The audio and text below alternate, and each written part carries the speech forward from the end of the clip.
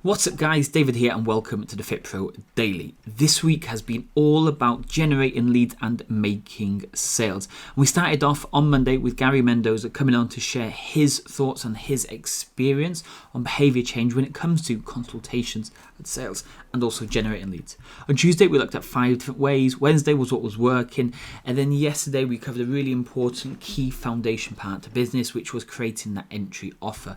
Today though I want to go an overview of everything what we've talked about, but as usual, if you haven't already subscribed, press pause, press subscribe, and then let's dive into the final episode of this week.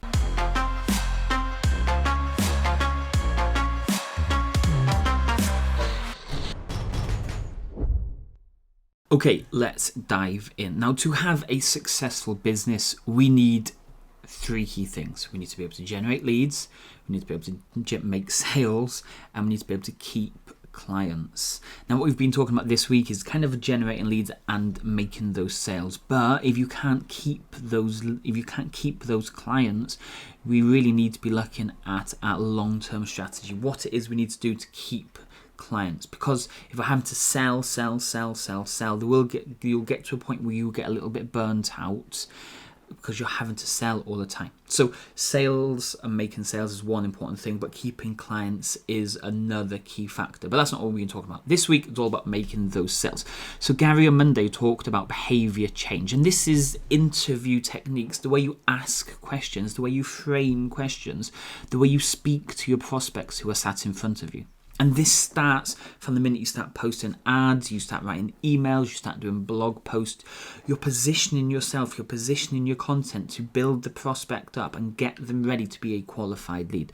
So when they are sat in front of you, your job is a lot easier to convince them to purchase your program. Plus you're asking them all the right questions. Following on from that, we then, once you ask the questions and the stuff that Gary was talking about, letting them speak. We don't want to talk too much. When we're talking too much, it's like we're trying to find an excuse to why we created this program. We want to be able to ask a question and then let them almost sell themselves into the program. And while we're doing that, you grab your pen, you grab your paper, and you start taking notes.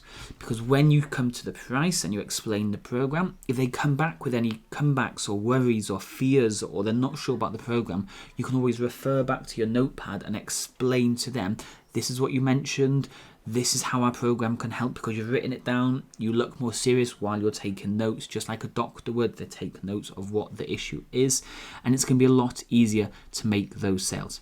And then one of the key things that we did talk about yesterday was understanding why we need an entry offer. Remember, not everybody initially wants to join your gym for a 12-month, 2-year contract, okay?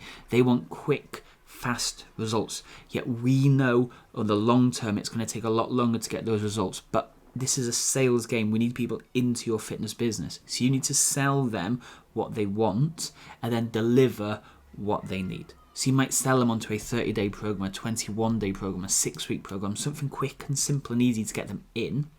And then it's over to you then with the stuff that Gary was talking about, some of the other stuff that we've been covering over the last couple of weeks, to convince them to build the trust, to show value, and to convince them then to join on the long-term programs. So we're going to leave it there for this week because we did cover a lot on generating those leads, the consultations, and the sales. I would just go back to Monday, start watching over Gary's video again, start noting down some of the stuff that he talked about, and then go to Tuesday for the 5 top tips. Hope you've enjoyed this week. As usual, if you do let us know in the comments below. If you haven't already subscribed, press pause and then press subscribe. Hope you all have a good weekend, and I'll speak to you all soon. Cheers.